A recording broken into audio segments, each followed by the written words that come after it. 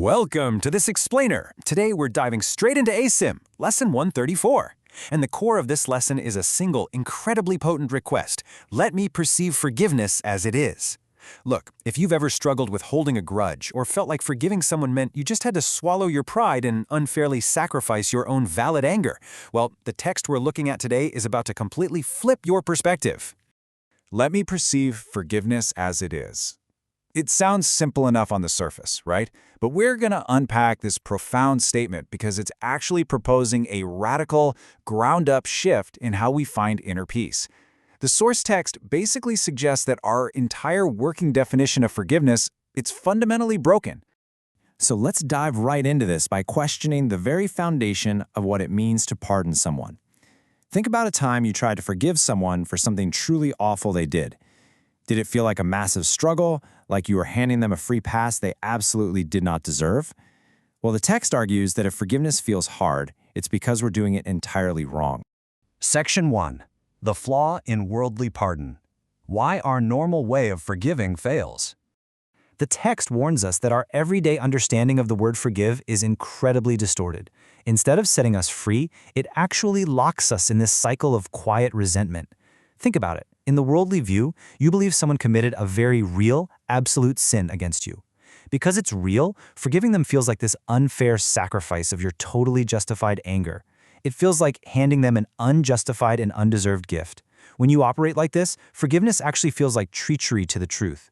You're basically saying, you definitely did this terrible thing, but I'm just going to smile and act like you didn't. And as the text points out, this creates a double condemnation. The person is condemned by their own guilt, and then secretly condemned all over again by the person who is supposedly pardoning them. The crucial point is captured perfectly right here in this quote.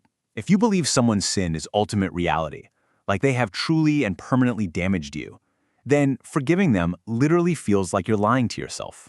You conceive of pardon as a vain attempt to just look past what is actually sitting right there. And you know human psychology. You just cannot force yourself to believe a lie without creating incredible inner conflict. You stay quietly resentful, because deep down, you think you're just deceiving yourself to keep the peace. Section 2. Forgiving illusions, not truth. The ACIM paradigm shift. To correct this twisted view, we have to fundamentally change what it is we are actually forgiving. We aren't supposed to forgive the truth. Worldly forgiveness pardons real sins, requires this unfair sacrifice, and just keeps guilt alive. But true forgiveness? It's a whole different ballgame. Truth doesn't need to be pardoned. True forgiveness is about pardoning what was false to begin with. It's recognizing the unreality of the sin. It's this deep realization that in the ultimate spiritual sense, your true self absolutely cannot be harmed, and therefore the sin itself is an illusion.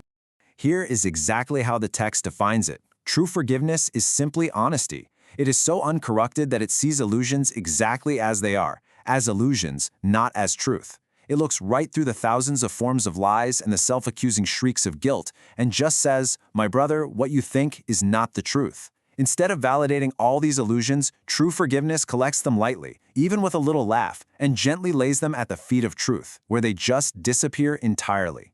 You aren't forcing yourself to pardon a monster, you're realizing the monster was only a shadow.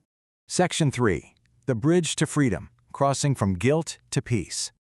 By recognizing the unreality of these so-called sins, true forgiveness becomes this incredibly powerful bridge between the hell of guilt and heaven's gate. And as you cross this bridge, literally everything changes. The source text uses some amazingly vivid imagery here. It says you realize you don't actually have to fight or kill the dragons you thought were pursuing you, because they were never even there. You can just drop the heavy walls of stone, the iron doors, and that ponderous heavy armor of misery you built up to protect yourself. When you finally understand that what you thought you saw was just an illusion, your step becomes light. Section 4. The daily practice. How to apply Lesson 134. So how do we actually do this? Well, the text provides a very simple, practical way to apply this in your everyday life. When you feel tempted to accuse someone of a sin in any form, stop. Do not allow your mind to dwell on what you think they did. The text is crystal clear on this. That is self-deception. You cannot sit there and build a mental court case against them and still expect to find any kind of personal freedom. Instead of dwelling on the grievance, you have to ask yourself this one central, psychologically profound question. Should I accuse myself of doing this? This literally halts the ego right in its tracks. It forces you to see that whatever condemnation you are trying to project onto them, you are actually, in reality, laying right onto yourself. And the text promises a very specific result if you practice this with real willingness and honesty. It says you will see alternatives for choice, and it will keep your mind free of guilt and pain. This is that immediate physical and mental release from the hell of guilt you sought to lay on another person. Because, as it turns out, those chains you were holding, they were actually choking you. So throughout your day, whenever you forget, and you definitely will forget, and you're triggered into holding a grudge or attacking yourself, just use this short mental response. Tell yourself, let me perceive forgiveness as it is. Should I accuse myself of doing this? It's an instant pattern interrupt. It pierces right through the illusion of the moment and gently wakes you up from that dream of fear. We'll end this explainer with a final thought on true freedom. The text reminds us that forgiveness is literally the only thing that stands for truth in the illusions of the world. So I want to leave you with this to ponder today. Are you still fighting to save yourself from dragons that aren't actually pursuing you? And if so, are you finally ready to drop those heavy walls and step onto the bridge to true freedom?